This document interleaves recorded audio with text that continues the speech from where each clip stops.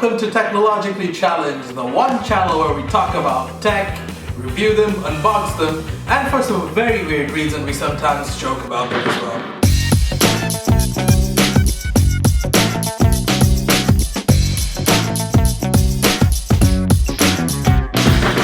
As you know, the beta versions of iOS 13, iPadOS 13, and all the other ones have been out for a few weeks now, well, essentially around 2 weeks. And a lot of people have been asking whether they should download it, whether they should install it on their devices. So I figured, why not I do that, and not only do I go through the features, but I will put it in my daily drivers to see if it works on a daily basis. So essentially we will be covering not just the features, I'll just be highlighting the fact about the problems I faced, which I did, sadly. And also the positive side, it's not always bad news.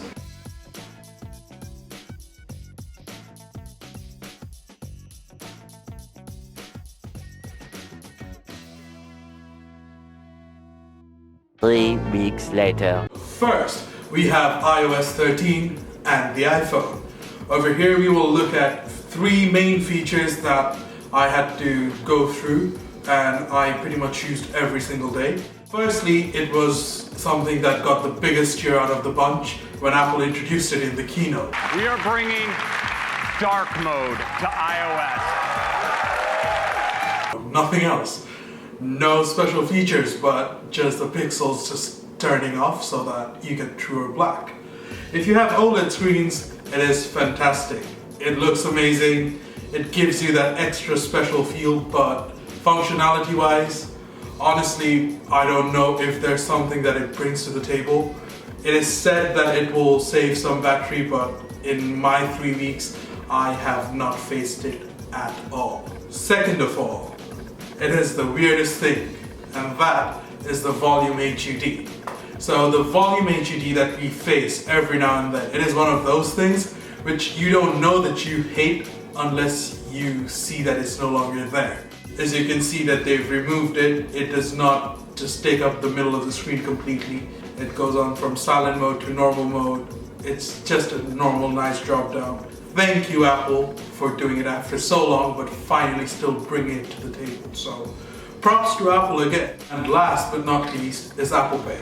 Now that is something I use every single day, everywhere I go. It is my go-to payment service and it is something which is always with me. So the other day I was at Starbucks getting coffee, took my phone to the reader, Apple Pay activated in itself, but it wouldn't go through. It just froze on that screen. So I restarted my phone, tried again, didn't work, restarted it again, tried it again, didn't work, and eventually the third time around it did work. So I figured that it's probably a one-off thing, but it wasn't. I did report it to Apple, hopefully they fix it, and well, please fix it because I use Apple Pay every single day and it was a massive, major embarrassment for me. Moving on, we have the iPadOS. Firstly, kudos to Apple. Thank you for finally introducing an operating system which is just focused directly on the iPad. Straight off the bat, I would have to say this is something that you should go for because I think this is the most stable of all the different devices that they have introduced. Nothing really to report about or write home about the iPadOS because there's tons of videos that has all the features and all the different functionality that you can go through. Actually, my boy Marquez, MKBHD, he's done a fantastic video. He's actually done an iPad only challenge, and I think that pretty much covers everything that you need to know. I'll link it up here, and also I will have the link down in the description. Firstly, iCloud Drive and iCloud services in itself. That was quite odd.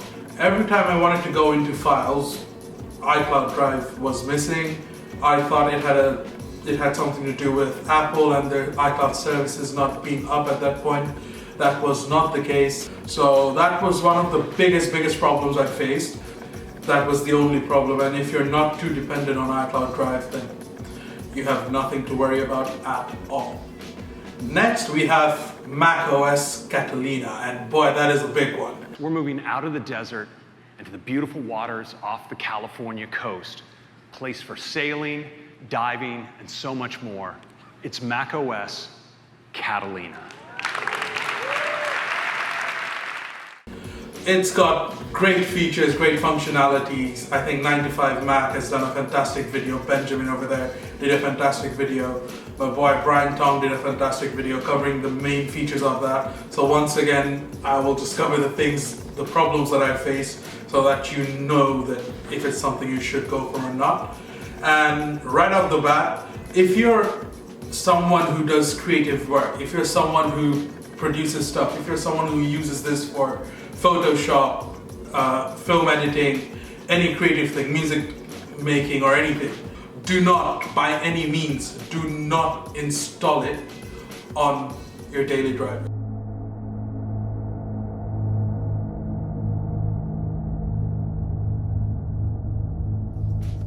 None of the programs will work, not even the Apple stock apps. So Final Cut didn't work, Logic didn't work, Photoshop still doesn't work. My 2 cents, just do not go for it. Use it you can install it on a MacBook or an iMac which you just use for writing or browsing stuff. And I think that is pretty much it. Otherwise, No, God! No, God, please, no! No! No! No! Apple TV is powered by tvOS. it is a very small update, but it has one major functionality, and that is finally picture-in-picture in Apple TV. So it's still with the stock apps at the moment. So if you see any videos, if you're watching any videos through Apple TV app, you'll be able to just tap on the remote and then click the picture-in-picture button, and then you have picture-in-picture on Apple TV. However, though, it's still not compatible with the other third-party apps at the moment, but I reckon it is going to be like the iPad, and it's going to come very, very soon. The other change is just the animation as to how the apps open when you select them. And I think it's a lot better than what it was before. I love the new screensavers, as you can see. And that is pretty much it for tvOS. Well, that is my 3-week review of iOS, iPadOS, and all the other ones. I hope you learned something, and I hope you can make an informed decision now whether you should install it or not. If you like this video, press the thumbs up button, make sure you subscribe, make sure you press the bell icon as well so that you're notified every single time I upload a video.